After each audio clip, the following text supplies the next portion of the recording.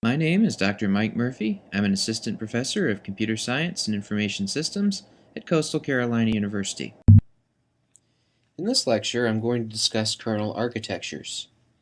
I'll begin by introducing the functions of the kernel, explain the separation between mechanism and policy, talk about some seminal early kernels in the history of computing, and then introduce the differences between monolithic kernels and microkernels. Now, kernel provides two functions, the same two functions as any operating system. It provides abstraction and arbitration.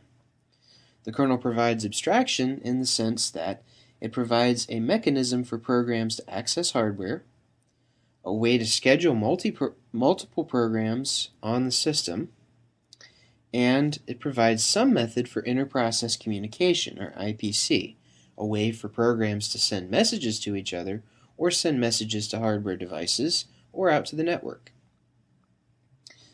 Kernels also provide abstraction mechanisms. They ensure that a single process or running program can't take over the entire system.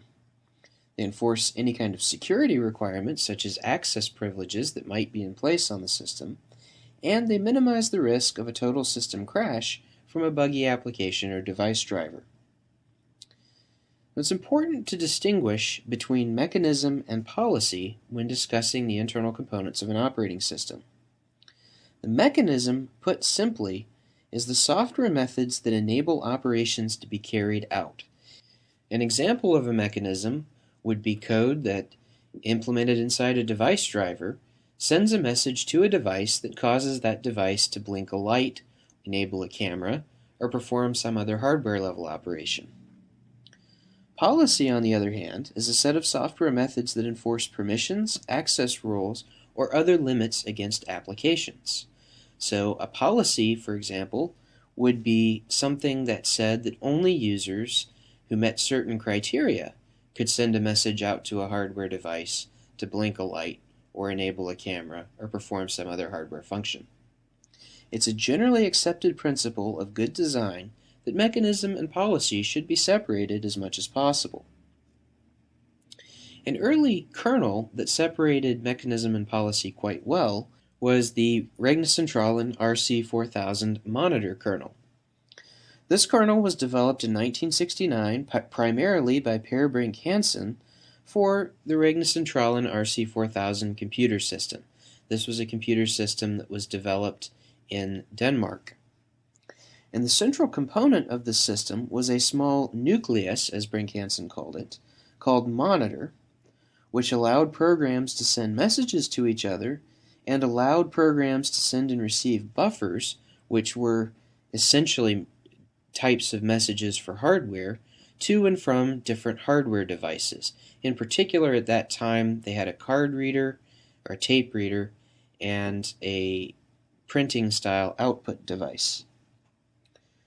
Other kernels with different scheduling mechanisms and other capabilities could be run under monitor.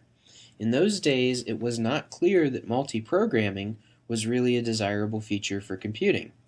Thus, someone could write a multi-programming capable kernel and actually run that as a subkernel under the monitor system.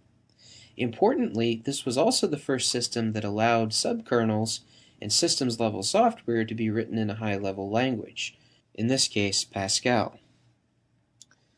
The system performance was actually quite awful. Brink Hansen stated that the operating system itself was so slow at performing its IPC tasks that there were a number of issues with the system completing tasks on time. However, the system was stable and reliable, making it successful in computer science history, even if it was not a successful product commercially. On the other hand, the opposite extreme would be the Unix kernel. This was developed at Bell Labs by a team headed by Ken Thompson and Dennis Ritchie, also starting in the late 1960s. The difference between the Unix kernel and the RC4000 monitor was that the Unix kernel's design implemented performance.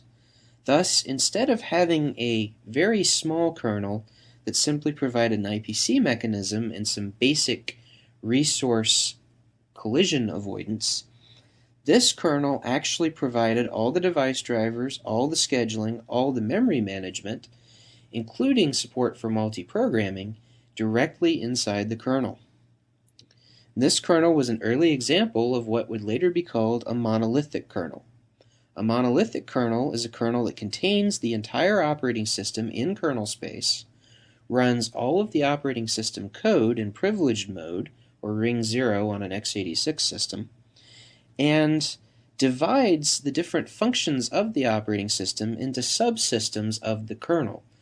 All of these subsystems, however, are run in the same memory space.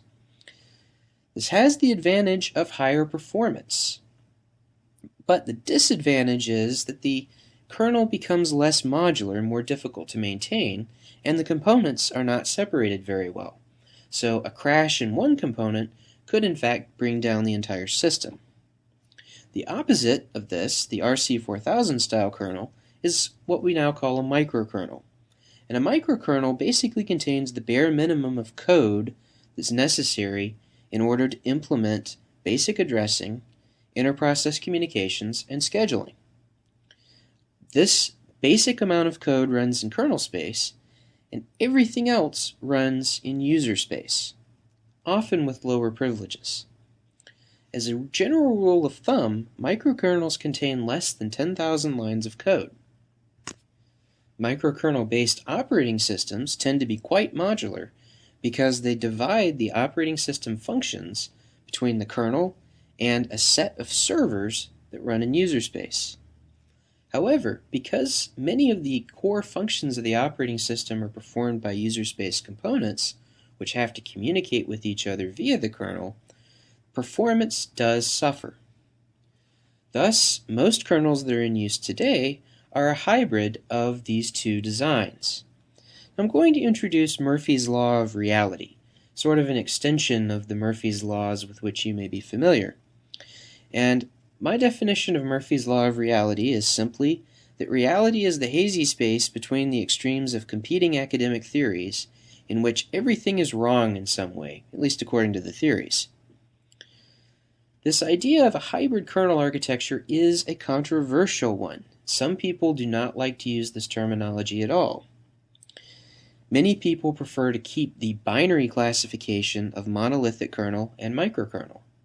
However, if we look at modern kernels, typically the monolithic versions of modern kernels are broken into modules that can be loaded and unloaded at runtime. This helps to increase maintainability of the kernel. And true microkernels today would have unacceptable performance. Thus, microkernel-based systems typically have some of the features of monolithic kernels, such as more device drivers and other code that runs inside the kernel's memory space. Some examples of different types of kernels. For monolithic kernels, in addition to the System 5 Unix kernel, which is a descendant from the original Unix kernel, we have the Linux kernel, BSD, MS-DOS, and Windows 9X kernels. Windows NT, XP, Vista, and 7, if you don't prefer to use the hybrid terminology, would also qualify as monolithic kernels. And the Mac OS X kernel falls into the same category. In terms of microkernels, the RC4000 monitor kernel would have been the earliest. However, there have been plenty of other examples, including Mach, L4, the MIT exokernel project, and the idea, at least, behind the Windows NT kernel, which was based upon a microkernel design.